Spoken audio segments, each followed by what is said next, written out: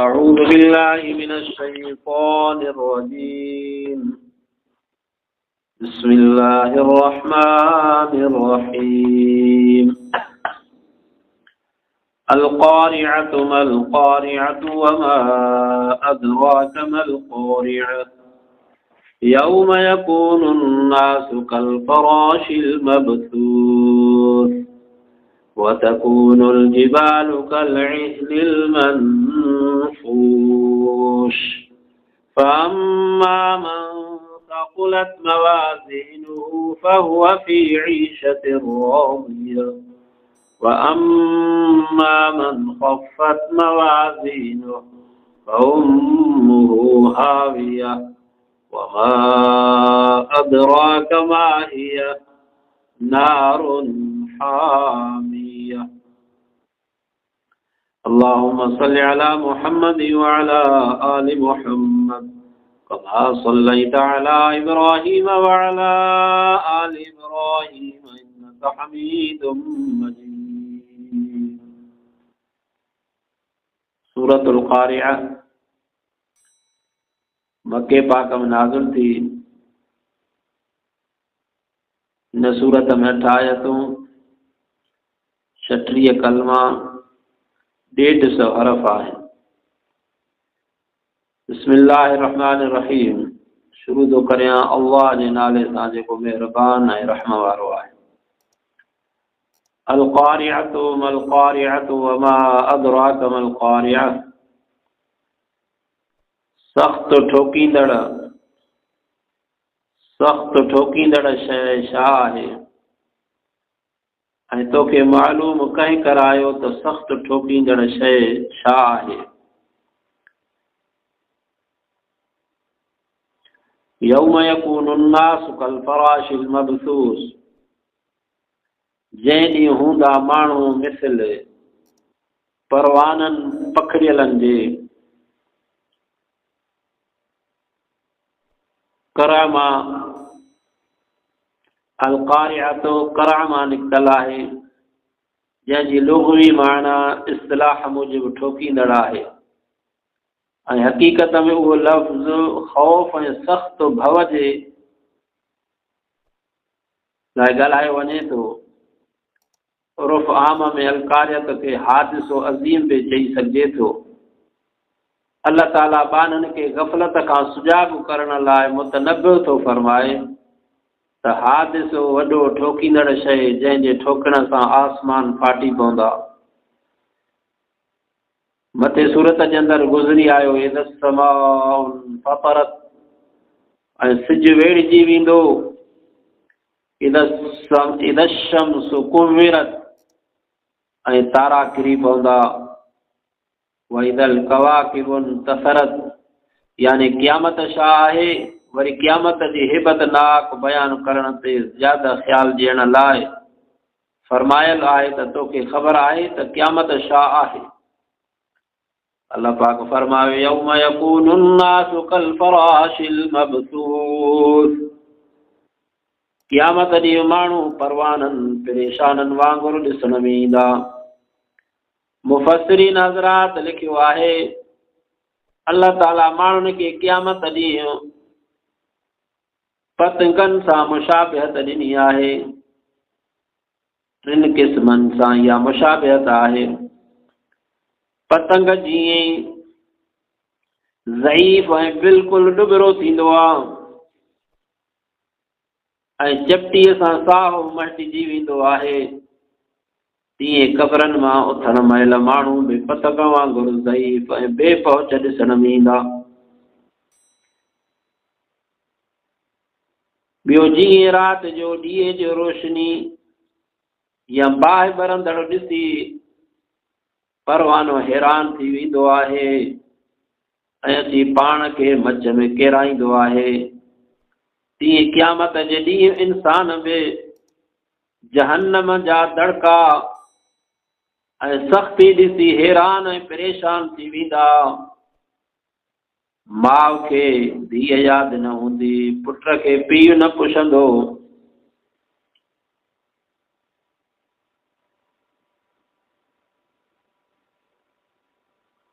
सबको पंहिंजे हैरानी ऐं परेशानीअ में हूंदो।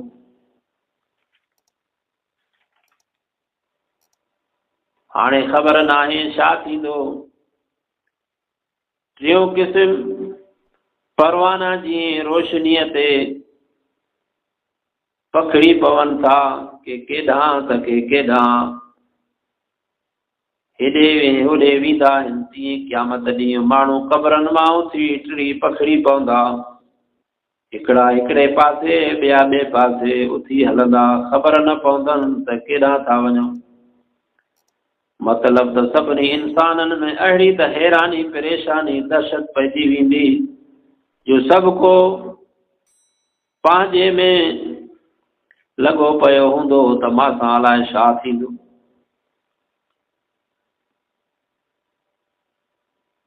अल्लाह पाक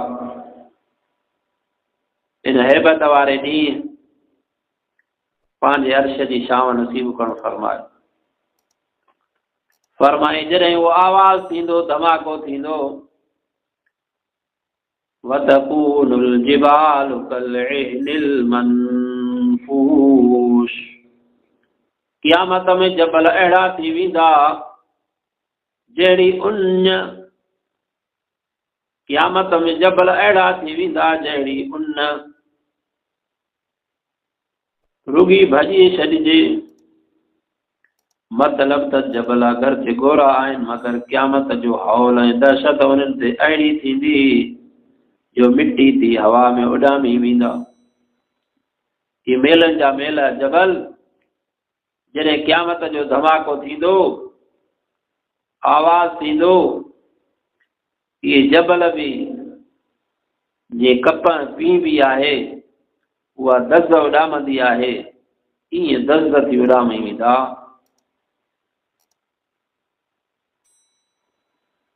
फअम्मा मन सक़ुलत मवाज़ीनुहु, पोइ जंहिं शख़्स जे ईमान जो पुलो गौरो हूंदो यानी मोमिन हूंदो, फहुव फी ईशतिन राज़िया, त ख़ातिर ख़्वाह ऐं फरहत वारी हयाती सां गुज़ारींदो यानी छुटकारो मिलंदुसि।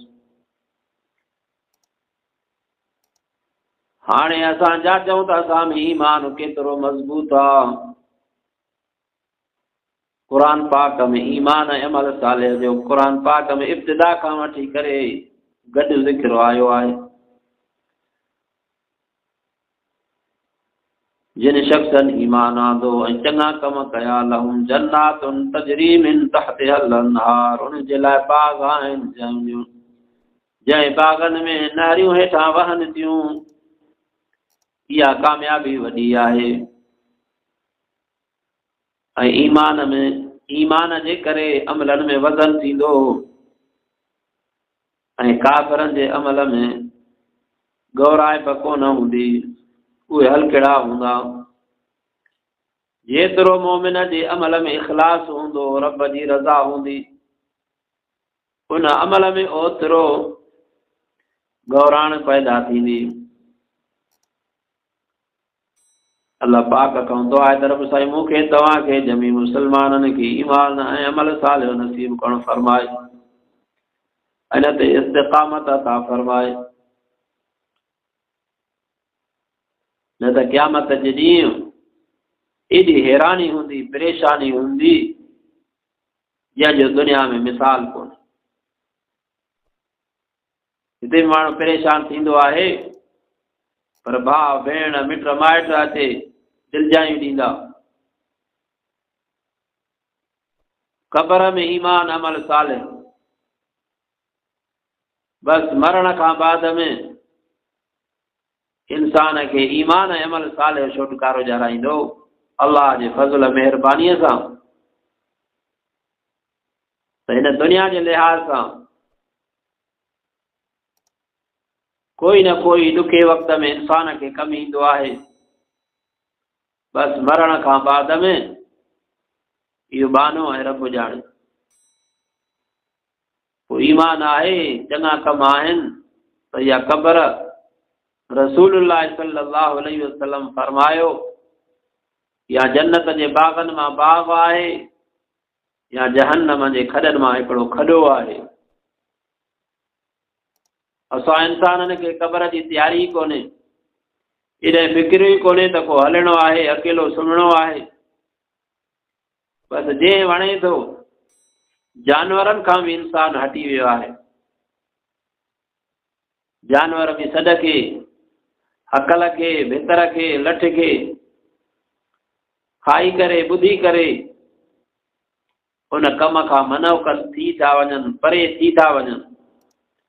पर इंसान खे अल्लाह पाक जा हुकुम, रसूलुल्लाह सल्लल्लाहु अलैहि वसल्लम जा हुकुम, उलमा सुलहा ॿुधाईंदा रहनि था। इंसान ते गुमराहीअ में, ज़ुल्म में, ॾाढ में, कूड़नि में,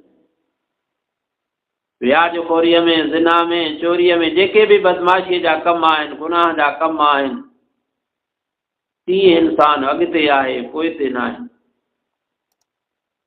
त ही क़ुरान पाक समूरनि इंसाननि जे लाइ मुंहिंजा मुस्लमान भाइरो इहदिन सिरातल मुस्तक़ीम, सिधो रस्तो थी करे अल्लाह पाक अता करणु फरमायो आहे। ऐं रब साईं अलहम्द शरीफ़ में दुआ बि सेखारी त इहा दुआ हमेशह घुरंदा रहो। अल्लाह साईं असांखे सिधे रस्ते ते हलाए, उहो रस्तो असांखे ॾेखारींदो रहो, जेको रस्तो नबीअनि, सिद्दीक़नि, शहीदनि, सालिहनि वारो आहे। فَأَمَّا مَنْ ثَقُلَتْ مَوَازِينُهُ فَهُوَ فِي عِيشَةٍ رَاضِيَةٍ।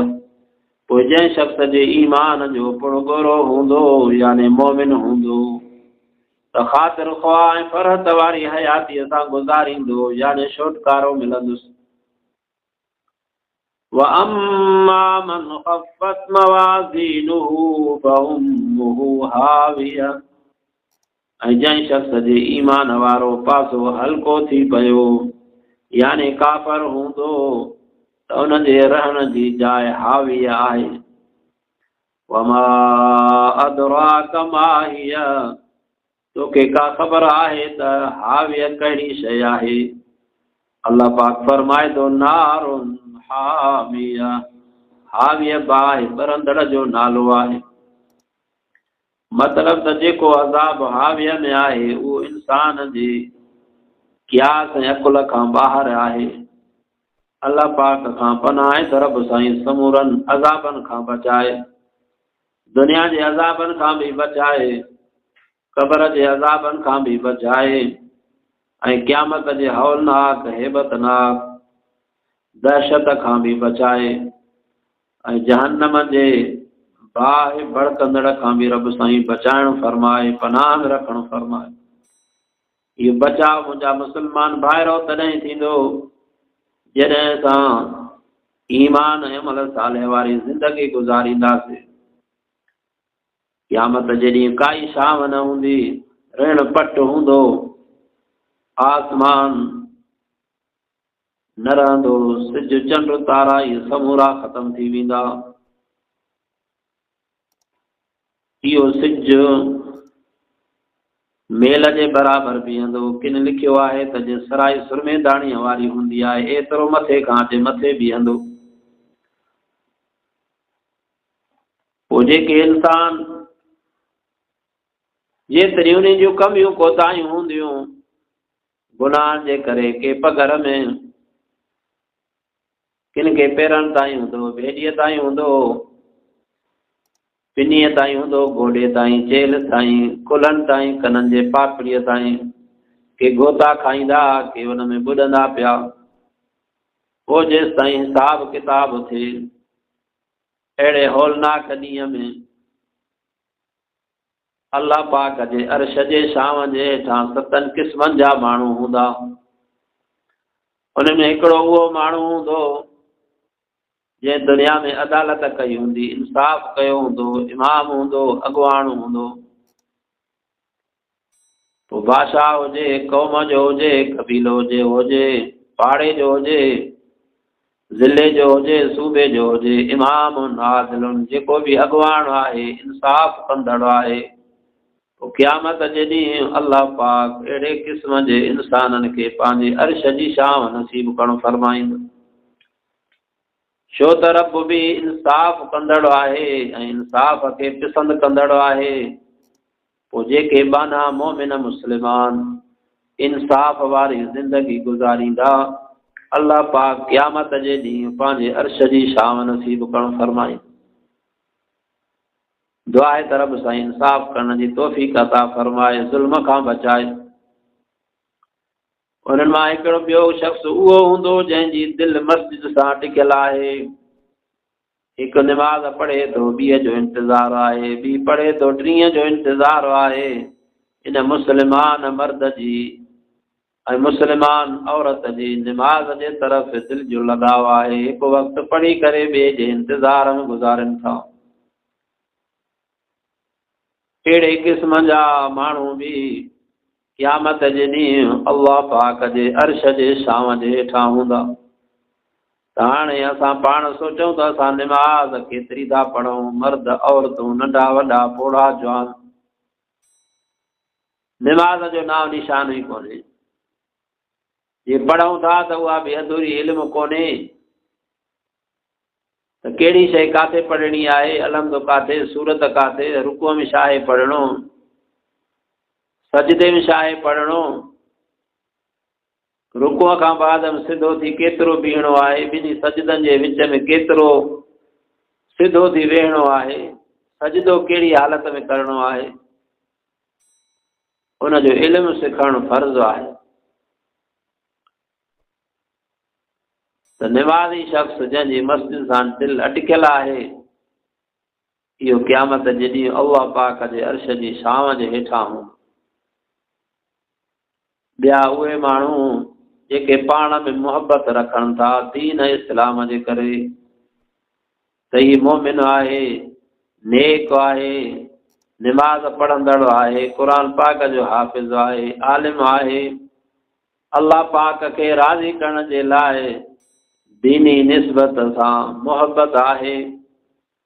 पोइ दीन जे करे ई इकट्ठा थिया।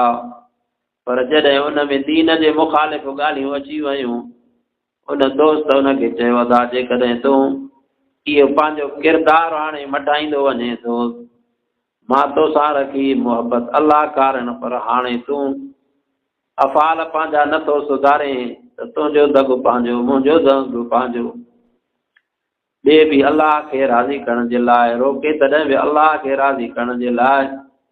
हदीस पाक में अचे थो जॾहिं क़यामत जो ॾींहुं थींदो, अल्लाह पाक फरमाईंदो, अइनल मुतहाबून, काथे आहिनि जेके पाण में दुनिया में मुहबत कंदा दीन जे ख़ातिर, इस्लाम जे ख़ातिर, मूंखे राज़ी करण जे लाइ। अल्लाह पाक अहिड़नि माण्हुनि खे, मोमिननि मुस्लमाननि खे पंहिंजे अर्श जी छांव नसीब करणु फरमाईंदो। असां जूं अॼुकल्ह मुहबतूं दुनिया जे करे, कारोबारीअ जे करे, त इन माण्हूअ मां मूंखे नफ़ो हासिलु थींदो, तंहिंजे करे मां इन सां ॻाल्हायां ॿोलायां, इन सां वास्तो रखां त मूंखे दुनियावी फ़ाइदो पवंदो। पर जंहिंखां दीनी फ़ाइदो हासिलु थिए, असुल मुहबत उन सां रखणी आहे। अहिड़े क़िस्म जा माण्हू बि क़यामत जे ॾींहुं अर्श जे छांव जे हेठां हूंदा। ऐं हिकिड़ो उन्हनि मां उहो माण्हू हूंदो जो पंहिंजे गुनाहनि खे यादि करे अखियुनि मां पाणी वहाए थो, अल्लाह जो ख़ौफ़ अची वियो। अहिड़नि मोमिननि मोमिनियाणनि खे बि अल्लाह पाक पंहिंजे अर्श जी छांव नसीब करणु फरमाईंदो। अॼुकल्ह असां माण्हू पंहिंजे गिरेबान में नज़र कयूं त गुनाहनि ते केतिरो पेशेमान थियूं था, या केतिरो अल्लाह जो ख़ौफ़ असांजे बदन में अचे थो। जीअं अल्लाह जो ख़ौफ़ बदन में अचे थो त इन जो अल्लाह जो शुक्र हासिलु कयूं, शुक्र अदा कयूं। पर जेकॾहिं नथो थिए त पोइ अल्लाह जे ॾाढो गिड़गिड़ायूं, तौबा ताइब थियूं। काफ़ी दफ़ा हदीस पाक बयानु कई वई आहे त जंहिं मुस्लमान या कोई काफ़र पंहिंजे गुनाहनि खे यादि करे तौबा ताइब थिए थो, कलमो तौहीद जो पढ़े थो, पोइ भले हुनजी 50 साल 60 साल 100 साल उमिरि केतिरी बि कुफर में गुज़री, पर जॾहिं हाणे दिल जे यकीन सां तस्दीक सां अल्लाह खे हिकु करे मञे थो, रसूलुल्लाह सल्लल्लाहु अलैहि वसल्लम के सचो रसूल समझी करे कलमो पढ़े थो, ला इलाहा इल्लल्लाह मुहम्मदुर रसूलुल्लाह, अल्लाह पाक ज़िंदगीअ जा गुनाह माफ़ करणु फरमाए थो। बस कलमे पाक पढ़ण जे करे, कलमे तय्यब पढ़ण जे करे। हिकिड़ो रसूलुल्लाह सल्लल्लाहु अलैहि वसल्लम जे दौर मुबारक में मुस्लमान थियो। बस जीअं मुस्लमान थियो थोरे वक़्त में जिहाद जो ऐलान थी वियो, वो जिहाद में शरीक थियो। बस उहो वीचारो शहीद थी वियो। पाण फरमायो हिन जी ख़ुशकिस्मती आहे, भला भाग आहिनि जीअं ईमान आणंदे शहादत जो रुतबो अल्लाह पाक उनखे अता करणु फरमायो। ॿियो कोई अमल कोन के त ईमान आणणु हिकु अहिड़ी शइ आहे जेके ज़िंदगीअ जा समूरा गुनाह अल्लाह पाक हिन कलमे तय्यब पढ़ण जे करे, कलमे शहादत पढ़ण जे करे अल्लाह पाक समूरा गुनाह माफ़ करणु फरमाए। पर मुस्लमान आहे, गुनाहगार आहे, पंहिंजे अकेला पे वेही करे पंहिंजा गुनाह ज़िंदगीअ जो नक्शो अॻियां आयसि, रोए थो, गिड़गिड़ाए थो। सुईअ जे सोराख जे पाखोड़े जेतिरो अखि मां पाणी वहे थो ऐं सची तौबा करे थो, अल्लाह मां बसि हाणे हिन गुनाह जे वेझो ई न ईंदुमि। अल्लाह पाक बि हुन जा ज़िंदगीअ जा गुनाह माफ़ करणु फरमाए थो। हिन अखि जे मथां जहन्नम जे बाहि खे हराम करणु फरमाए थो। पर जेकॾहिं ॻोढ़ा उहे मुंहं ते उघे थो, उन कतरे जो, उन पाणीअ जो रब साईं वटि एॾो क़दुरु आहे जो हुन मुंहं खे बि जहन्नम जे बाहि खां बचाइणु फरमाए थो। ॿी हदीस पाक में आहे, पंहिंजा गुनाह यादि करे रोई रोई हुनजे खल जा वार कांडारजी वञनि था। अल्लाह पाक हिन खल जे मथां बि जहन्नम जे बाहि खे हराम करे थो। तंहिंजे करे इंसान खे, ख़ुसूसन मुस्लमान खे अल्लाह पाक जो ख़ौफ़ रखे, पंहिंजी ज़िंदगी जेका गुज़री वई उन ते पछताव करे पिशेमान थिए त रब साईं मुंहिंजी ज़िंदगी ईअं गुज़री वई, ख़बर ई कोन पई गुनाहनि में। हाणे मां सची तौबा कयां थो, निमाज़ 5 वक़्त पढ़ंदुमि, तुंहिंजे फर्मा बरदारीअ में ज़िंदगी गुज़ारींदुमि। अल्लाह हिन बहाने ते ख़ुशि थिए थो। सची तौबा करे थो, समूरनि गुनाहनि खे लीक अची वञे थी। इन जो मिसाल जीअं मोबाइल जे अंदरि खोड़ नंबर आहिनि, खोड़ कार्ड में भरियल शयूं आहिनि, हिकिड़े दफ़े बटण हणण सां समूरो साफ़ थी वञे थो। अल्लाह जे आॾो बि देरि कोन्हे, पर शर्त आहे त सची तौबा मुस्लमान करे, मर्द हुजे औरत हुजे। काई ख़बर न आहे त केतिरी ज़िंदगी आहे। इंसान जो जेको बि ॾींहुं गुज़रे सम्झे त मुंहिंजो ही आख़िरी ॾींहुं आहे, तौबा कयां। राति गुज़रे थी, इहा सम्झे त मुंहिंजी आख़िरी राति आहे, तौबा कयां। दुआ आहे अल्लाह पाक मूंखे, तव्हांखे, जमी मुस्लमाननि खे अल्लाह पाक सगीरनि कबीरनि गुनाहनि खां बचाए, जेके थी विया रब साईं माफ़ करणु फरमाए, पंहिंजो ख़ौफ़ नसीब करणु फरमाए।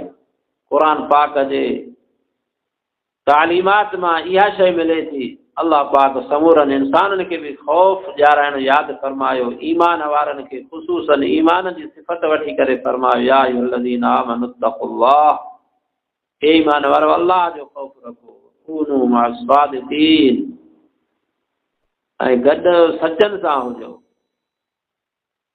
पाण बि सचा थियो, सचनि सां गॾु जेको हूंदो त उहो बि सचो थी पवंदो।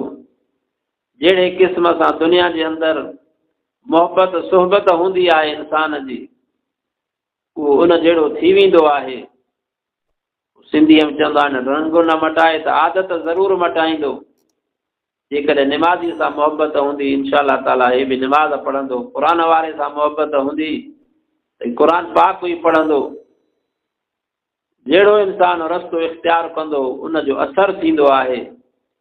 त दुआ आहे अल्लाह पाक मूंखे, तव्हांखे, जमी मुस्लमाननि खे अल्लाह पाक मस्जिद सां मोहबत, निमाज़ सां मोहबत, क़ुर पाक जे तिलावत सां मोहबत, उलमा सुलह सां सची मोहबत रब साईं